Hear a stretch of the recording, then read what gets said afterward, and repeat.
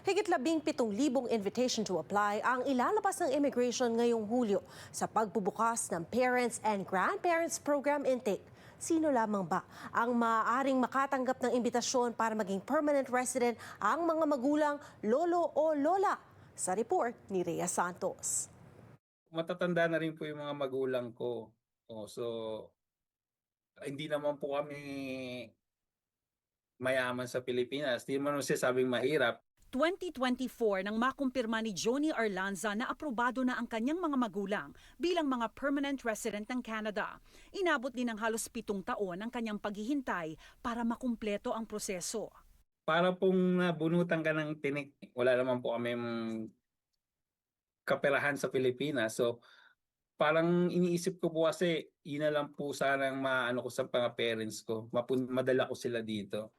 Sa July 28, bubuksan ng Immigration, Refugees and Citizenship Canada ang 2025 intake sa Parents and Grandparents Program.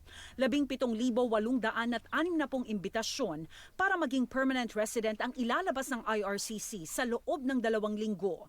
Bukas lamang ito sa mga naghain ng interest to sponsor noong taong 2020. So kung kayo po ay isa sa mga sponsors na nag-submit ng interest to sponsor noong 2020 at hindi pa kayo na-i-invite, so you might get an invitation. So IRCC is expecting to receive at least 10,000 complete application this year. For PGP, you have to demonstrate that you have met the income requirements based on your family size 3 years each year for the last 3 years before you apply. Dagdag pa ni Piandong, paghandaan ng mga inaasahang requirements para maging matagumpay ang aplikasyon. So kung ang sponsor ay nakakuha ng invitation, bukod sa family income, you make sure that ipa-upfront medical yun na yung parents. So dapat walang medical condition that could trigger the inadmissibility issues. Kung pwede, yung police certificates. Kasi lahat ng countries na tinirhan ng parents nyo within for 6 months, within that time na 18 years old sila, kailangan ng mga police certificate.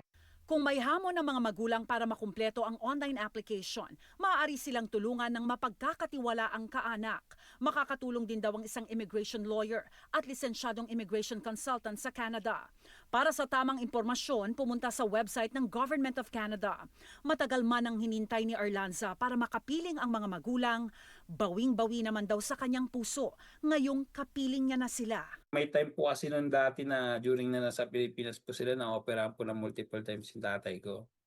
So, mabigat sa pakiramdam at mabigat din sa bulsa. Pero when nandito na po sila, yung security, tapos yung peace of mind na nandito na sila sa kasama ko sa isang bubong, malaking achievement po para sa akin. Ewan ko po para sa iba, pero sa akin parang malaking achievement. Yun na pong pinaka-achievement ko na pagpunta ko dito.